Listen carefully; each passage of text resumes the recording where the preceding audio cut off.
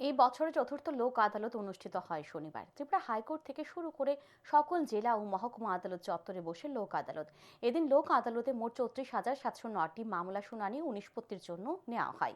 এই বছর চতুর্থ লোক আদালতের 60টি বেঞ্চে শুনানির জন্য নেওয়া 34,709টি মামলার মধ্যে রয়েছে যান দুর্ঘটনায় ক্ষতিপূরণ সংক্রান্ত 337টি মামলা, 226টি বৈবাহিক বিরোধের মামলা, ব্যাংক ঋণ পরিশোধের 4,255টি মামলা, বিরোধপূর্ণ বিএসএনএল এর বিলের 1,361টি মামলা, চেক বাউন্স সংক্রান্ত 40টি মামলা, দেওয়ানি বিরোধের 49টি মামলা, জমি সংক্রান্ত 1টি মামলা, 60টি জিসি মামলা, পরিষেবা সংক্রান্ত 10টি মামলা, মোট 28,419টি সালিসি যোগ্য ফৌজদারি মামলা শুনানি এবং নিষ্পত্তির জন্য গ্রহণ করা হয়। ত্রিপুরা হাইকোর্টের বেঞ্চে 23টি মামলা শুনানি এবং নিষ্পত্তির জন্য নেওয়া হয়।